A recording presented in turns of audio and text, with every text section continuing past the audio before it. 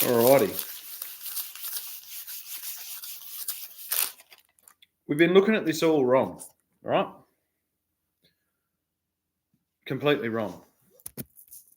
I've had one of those young Einstein moments. Again. We can just perpetually just keep this fucking war going in the Middle East, in the Gaza Strip there. We don't even need any high tensile lines going through Victorian farmland because we can get the Sydney Harbour Bridge, colloquially known as the fucking coat hanger, and basically we can redesign it as a dynamo. So we just march Centrelink people with Palestinian flags this way. This is such. This can go to a pulley here and a pulley here, and we attach a harness to them. And when we march them to this side, it lifts a big weight up in the air like this. And pulley, elaborate, but the structure is sound. This pulls the pulley up, and then it basically comes over here and spins a turbine. That should be just enough to give us just enough power to power the phones, so that when they get to here, we turn them back around and they march back the other way. They march back the other way, you see. And if we can get this just right, they'll all be marching backwards and forwards, and they'll have a sustainable power source that will be able to power them, you see. To be sure, man. This is exactly how the Egyptians would have done it. And a lot of the people in Palestine, they could have just walked over to Egypt and asked them themselves, but they don't know how to do it. So we need to power the phones sustainably, you see, with this elaborate pulley system on Sydney Harbour Bridge. And that way, there is no way into the city or out of the city. I'm fucking this accent up, I'm sorry. Tense times here. This is on the fly radical engineering, you know. And then perhaps we could install a little Irish pub just there as well. So the Irish people could sit in the pub and drink piss, and they could pretend that they're not Palestinian enough to laugh at the Palestinians, but they're not enough to tell them all to stop. And with this elaborate system, we can sustainably power the entire metropolitan region of Sydney. It is groundbreaking. I do expect to be winning a Nobel Peace Prize for this. And then basically what we do is we just take all the footage of Gaza being, whatever, and we just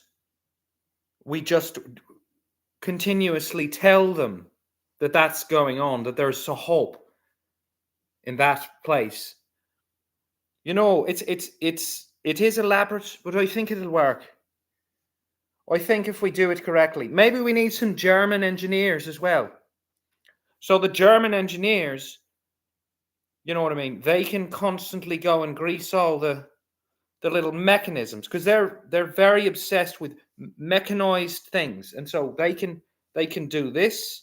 They can perhaps plug something into that controls a wheel, like a wheel down here, that the Prime Minister is in, and he can be in the wheel down here, right? And he can perpetually pretend that he's the Prime Minister. And on this side, we'll have the Victorian or the Premier, and she can be there.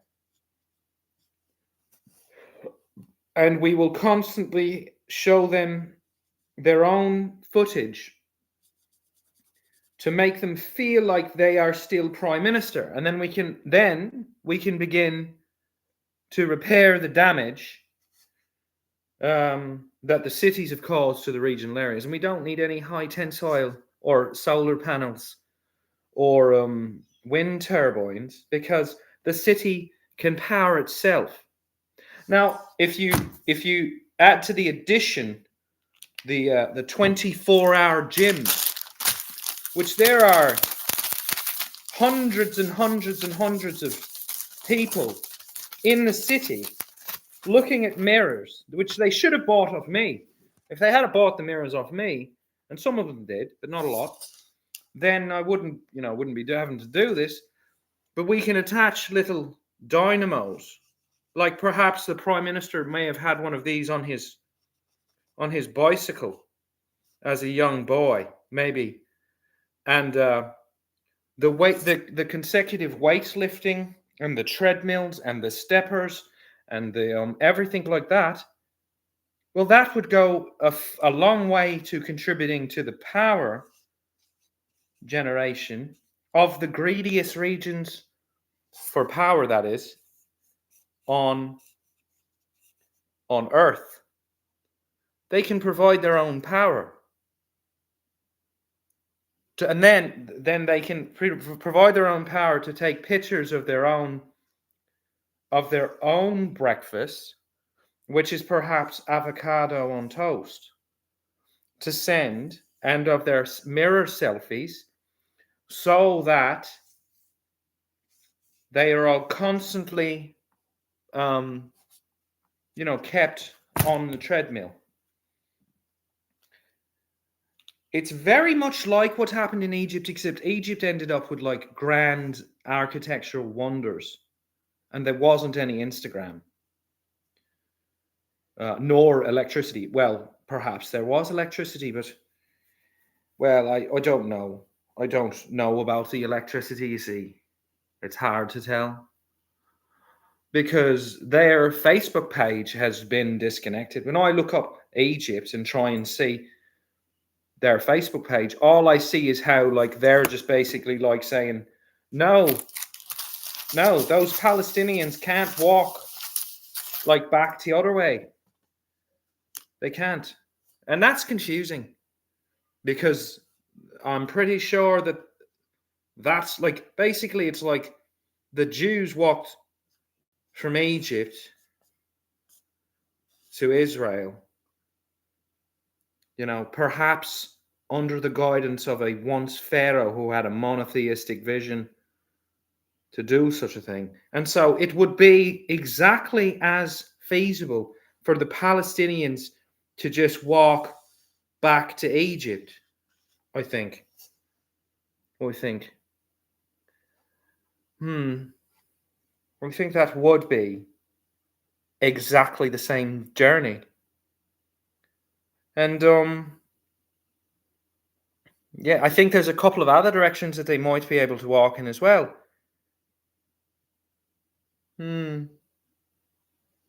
don't know, but yes, we can't have our Prime Minister being chased by tractors. That's a bad message to send.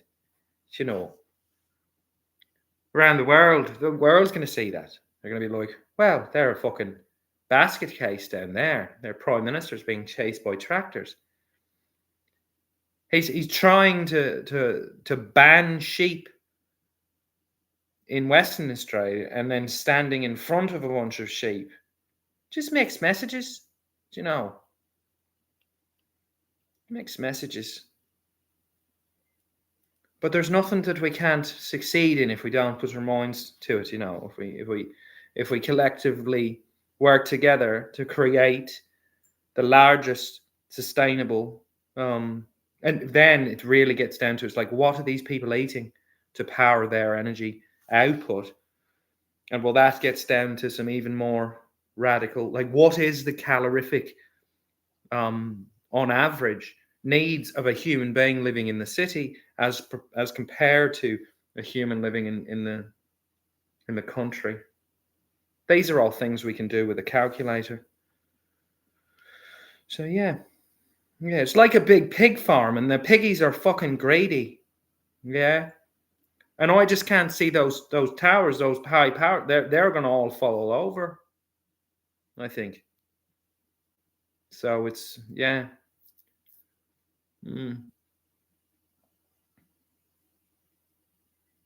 Yeah, it's confusing, isn't it? confusing. But everyone has the option to lower their electricity usage, which is what I've done for the last 3 years while I've been doing this. I'd say I've got probably the lowest electrical output of anyone participating in this conversation. So I'm pretty, pretty good argument. This laptop doesn't use any electricity, but hardly any. The same with my phone, and I only had a fridge for the last year and a half. So it's really just, it's down to decisions, isn't it? It's like you got to decide like how you want to live, and then you've got to pay your price for it, and you've got to provide your needs for yourself. Anyway, hooroo.